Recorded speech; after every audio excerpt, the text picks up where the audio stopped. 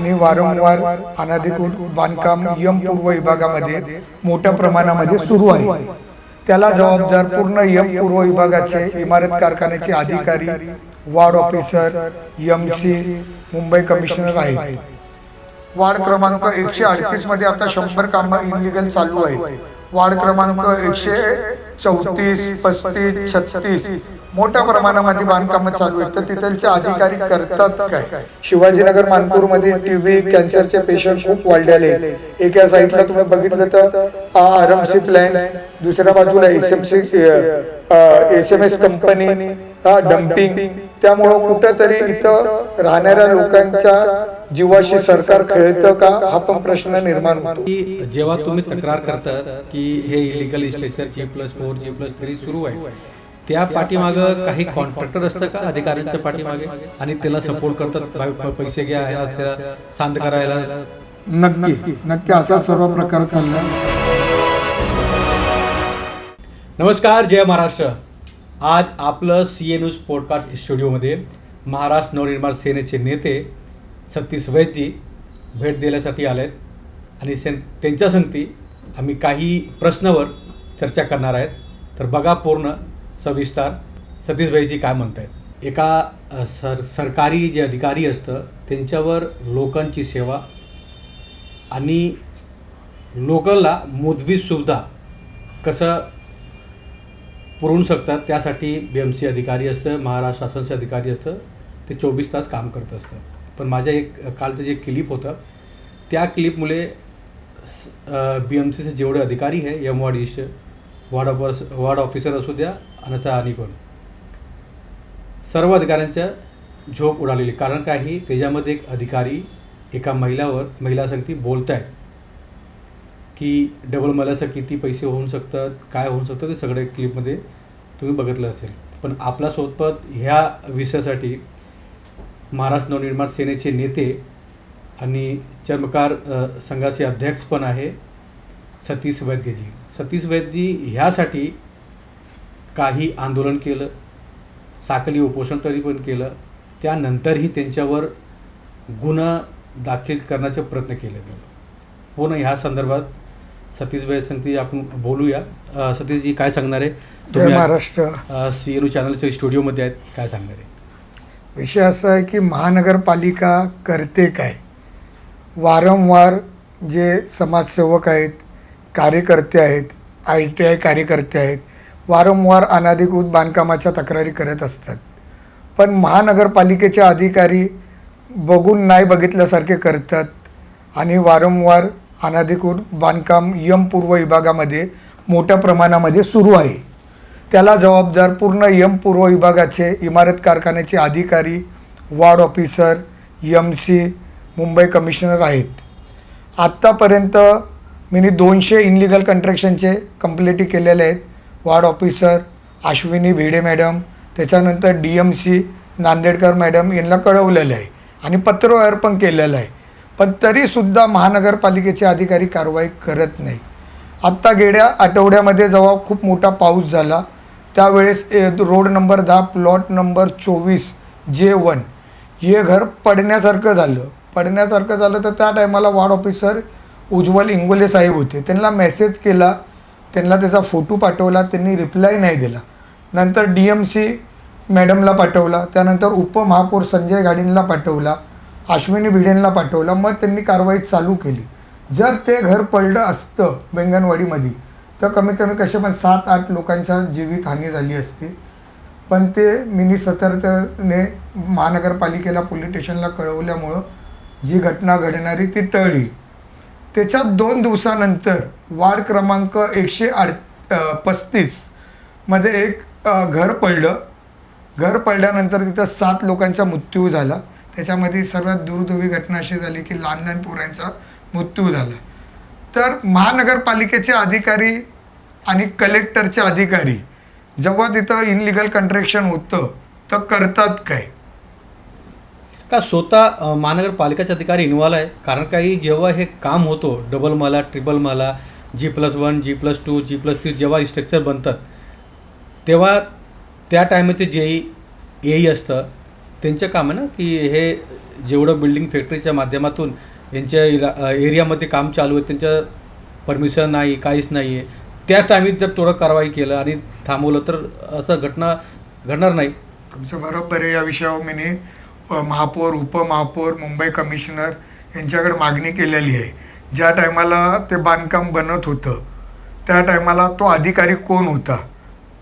त्याच्यानंतर आत्ता शाळेचा विषय झाला, किरीट सोमय्यांनी शाळेंवर केसेस वगैरे केल्या, तर ती शाळा बनताना रोड नंबर 10ला तिथं महानगरपालिकेचा कोण अधिकारी होता त्याच्यावर पण कारवाई झाली पाहिजे म्हणून मी महानगरपालिकेकर पत्रव्यवहार केलेला आहे. आणि या सर्व विषयाला मी पकडून हायकोर्टामध्ये जाणार आहे. कारण की त्याचं कारण आहे, मी पत्रव्यवहार केला. वार्ड क्रमांक 138मध्ये आता 100 कामं इनलिगल चालू आहेत. वार्ड क्रमांक 134, 35, 36 मोठ्या प्रमाणामध्ये बांधकामं चालू आहेत. तर तिथलचे अधिकारी करतात काय. आणि जेव्हा मी पत्रव्यवहार केला त्यावेळेस माझ्यावर पोलीस स्टेशनला जाऊन तिथलच्या काही अधिकाऱ्यांनी माझ्या नावावर खोटी NC केली. त्यांचा बदनामी झाल्याचा विषय त्यांनी DCPकडे मांडला. तर DCPंनी मला बॉन्ड भरायला सांगितला, तर तो बॉन्ड मी भरला नाही. आणि मग त्याच विरोधामध्ये मी हायकोर्टामध्ये जाणार आहे की महानगरपालिकेचे अधिकारी तिथं असताना किती लोकांवर त्यांनी MRDPची प्रोसिजर केली, किती लोकांवर कारवाई केली आणि पोलीस स्टेशनने किती लोकांवर झोपडी दादा गुंड म्हणून कारवाई केली, या संदर्भामध्ये मी याचिका दाखल करत आहे खूप लवकरच. कालचे माझं जे क्लिप होतं तुम्ही पाहिलं असेल, त्याच्यामध्ये मी उल्लेख केला की जे ह्याच्यापूर्वी जे वार्ड ऑफिसर होते इंगोले साहेब, त्यांच्या ट्रान्सफर झाले आता उज्ज्वल इंगोले. तर त्यांनी 38 असं कॉन्ट्रॅक्टर आणि इलिगल जे स्ट्रक्चर बनवत आहेत आणि जे भूमाफिया आहे त्यांच्यावर MRTP अंतर्गत FIR करणार होते असं सूत्रांची माहिती आहे. पण त्या कॉन्ट्रॅक्टर आणि त्या माफियाला कोणीतरी साथ देत आहे का म्हणून त्यांची ट्रान्सफर झाली आहे. नक्कीच हा पण प्रश्न गंभीर आहे. या विषयावर मी आता नवीन वार्ड ऑफिसर आहेत त्यांच्या संगती मी चर्चा करेन आणि त्याचा पत्रव्यवहार करून या सर्व इनलिगल कंस्ट्रक्शन करणारे जे आहेत, लाईट चोर मोठ्या प्रमाणामध्ये, लाईट चोरसारखे लोक आज तुम्ही बघितलं तर करोडपती झालेले आहेत इनलिगल कंस्ट्रक्शन करून, तर त्यांच्यावर MRDP करून त्यांना तडीपारची प्रोसिजर करा म्हणून मी DCP शमीर सावंत साहेबांना पत्र देईल तुमच्या या विषयावर. आणि काल जो तुमचा व्हिडिओ मी बघितला त्याच्यामध्ये एक अधिकारी एका महिला संगती देण्या घेण्याच्या गोष्टी करतोय, तर त्या अधिकाऱ्याला मी खूप वेळेस पत्रव्यवहार केला. PM वॉर्डच्या बाजूलाच लागून काही RMCच्या प्लॅन्ट आहेत, त्या प्लॅन्टमुळं लोकांच्या येणाऱ्या जाणाऱ्यांना जीवाशी खेळ चालू आहे. ते मातीचे कण लोकांच्या तोंडात जातात, लोकांना इथं TB सारखा आजाराला सामोरं जावं लागत आहे. शिवाजीनगर मानपूरमध्ये TB कॅन्सरचे पेशंट खूप वाढलेले आहेत. एका साईडला तुम्ही बघितलं तर RMC प्लॅन्ट, दुसऱ्या बाजूला SMS कंपनी डम्पिंग. त्यामुळं कुठंतरी इथं राहणाऱ्या लोकांच्या जीवाशी सरकार खेळतं का हा पण प्रश्न निर्माण होतो. तुम्ही एक जबाबदार माणूस आहेत, कारण काही तुम्ही तिथलं स्थानिक आहेत. तुम्ही हे सगळं गोष्टी घडत असताना तुम्ही स्वतः पाहिलेलं आहेत आणि जेव्हा तुम्ही कंप्लेन करतात तेव्हा तुमच्यावर गुन्हा दाखल होतात का असं? कारण काही तुम्ही तर समाजमध्ये लोकांसाठी तुम्ही कामं करतायत. तुम्ही एका अधिकाऱ्याला तुम्ही ते इलिगल स्ट्रक्चर आहेत त्यामुळे काय धोका होणार तुम्ही संज्ञांमध्ये आणून देत आहेत आणि तुमच्यावर तो गुन्हा दाखल होत आहे. नक्कीच वार्ड क्रमांक 138मध्ये कामाची लिस्ट दिली आणि त्यांना प्रश्न उपस्थित केला होता मी की बाबा हे इनलिगल बांधकामं कसे होतात, तर त्याच्यामध्ये मी काही उल्लेख केला अधिकाऱ्यांच्या नावाचा आणि त्यांनी एवढे पैसे गोळा केले असा मी आरोप केला. त्या आरोपने तिथलचे अधिकारी DCPला जाऊन भेटले समीर शेखला आणि माझ्यावर कारवाई करण्यासाठी त्यांनी भाग पाडलं. आणि मग त्याच्यानंतर प्रश्न उपस्थित असा झाला की मी आता हायकोर्टामध्ये याचिका टाकणार आहे, तर त्यांच्या आता धावपळी सुरू झालेल्या आहेत. एक प्रश्न असा आहे की M वॉर्ड ईस्टमध्ये पहिले वार्ड ऑफिसर मॅडम होती ऑलरेडी, त्यानंतर इंगोले साहेब आले, त्यानंतर त्यांची ट्रान्सफर बदली झाली आणि परत मॅडमला आणलं गेलं. तर जर मॅडम इमानदार होती, चांगली होती, त्यांच्यावर काही आरोप नाही, तर त्यांच्या बदली का झाली हे प्रश्न आहे.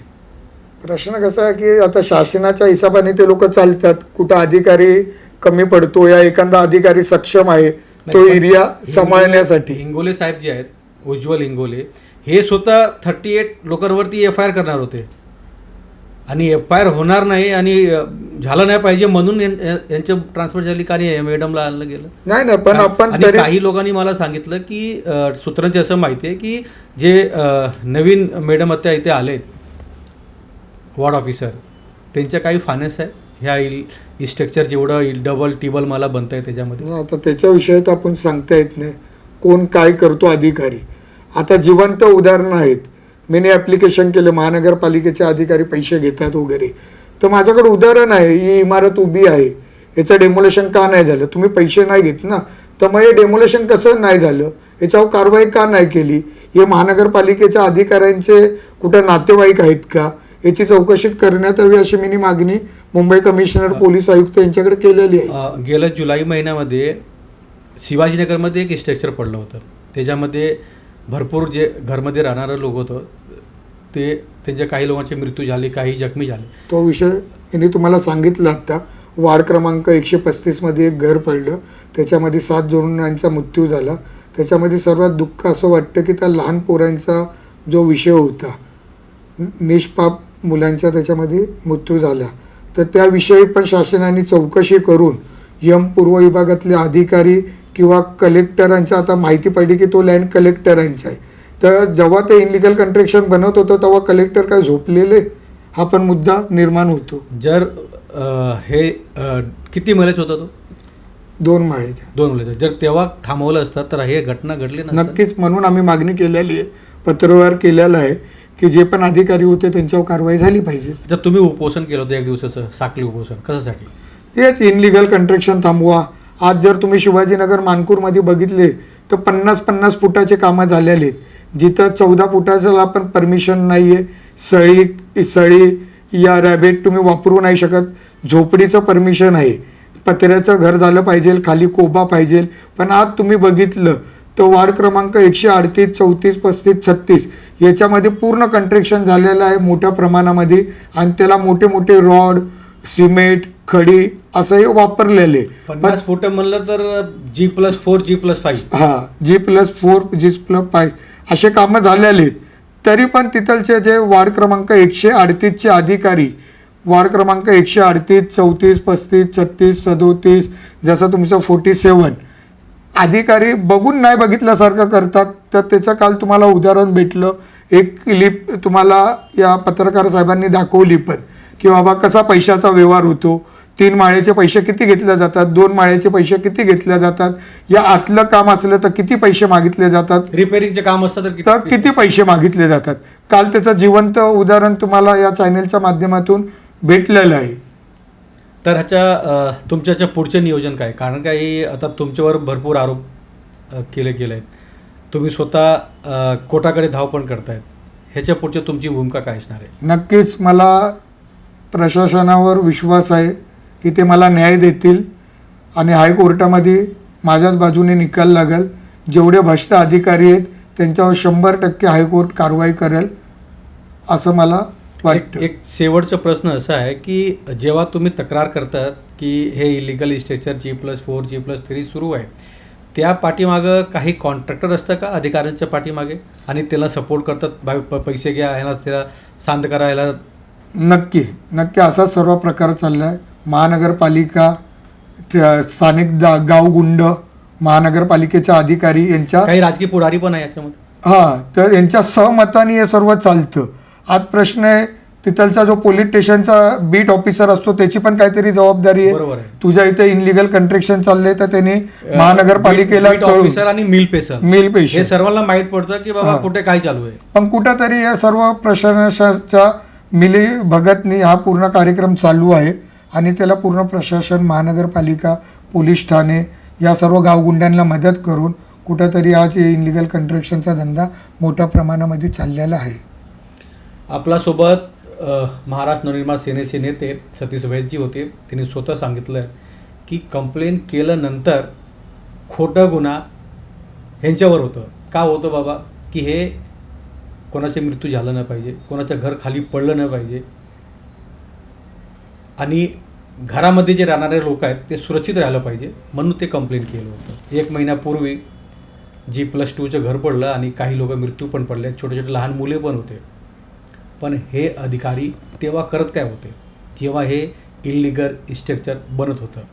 आता पण सुरू आहे काही इल्लिगल स्ट्रक्चर आणि सतीश वैद्यजीने काही फोटो पण आम्हाला दिले, ते पण आम्ही डबल फ्रेममध्ये तुम्हाला दाखवतो, तुम्ही बघू शकताय. पण हे फक्त मुंबई यम वॉर्ड ईस्टमध्ये नाही आहे, पूर्ण मुंबईमध्ये असं चालू आहे. कारण काही बिल्डिंग फॅक्टरीचे अधिकारी असू द्या, मेंटेनन्सचे अधिकारी असू द्या, अत्तर विभागाचे अधिकारी असू द्या, सर्वांना फक्त एवढंच आहे, पगार नंतर वरचं काय, त्यासाठी मोठं पैसे देऊन बदली घेतात. जास्त पैसे देऊन त्यांच्या मनमुताबिक जे वार्ड आहे तिथं जातात ट्रान्सफर घेऊन आणि तसं इल्लिगल पूर्ण स्ट्रक्चरचं काम असतं. बघूया सतीश वैद्यने जे आवाज उचलला आहे त्यावर कधी कारवाई होतं, किती इल्लिगल स्ट्रक्चर होणार आहेत महानगरपालिका, हे सर्व प्रश्न आहे. आणि ह्यानंतर परत सतीश वैद्यजी आम्ही एकदा सीएनमध्ये परत बोलू आणि ह्यावर चर्चा करू. नमस्कार.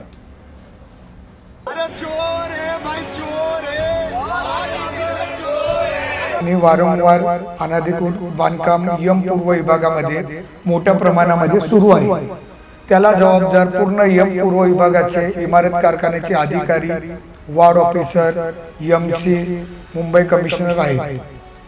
वार्ड क्रमांक 138 मध्ये आता 100 कामं इलिगल चालू आहेत. वार्ड क्रमांक 134, 35, 36 मोठ्या प्रमाणामध्ये बांधकामं चालू आहेत. तर तिथलचे अधिकारी करतात काय? शिवाजीनगर मानपूरमध्ये TB कॅन्सरचे पेशंट खूप वाढलेले आहेत. एका साईडला तुम्ही बघितलं तर RMC प्लॅन, दुसऱ्या बाजूला SMS कंपनी, डम्पिंग. त्यामुळं कुठंतरी इथं राहणाऱ्या लोकांच्या जीवाशी सरकार खेळतं का, हा पण प्रश्न निर्माण होतो. की जेव्हा तुम्ही तक्रार करतात की हे इलिगल स्ट्रक्चर G+4, G+3 सुरू आहे, त्या पाठीमागं काही कॉन्ट्रॅक्टर असतं का अधिकाऱ्यांच्या पाठीमागे आणि त्याला सपोर्ट करतात, पैसे घ्या, ह्याला त्याला शांत करायला? नक्की असा सर्व प्रकार चालला. CEN न्यूज, देश प्रदेश की ताजा तरीन खबरों के लिए CEN न्यूज को सब्सक्राइब करें और रहें पल पल की खबर से हर पल बाखबर.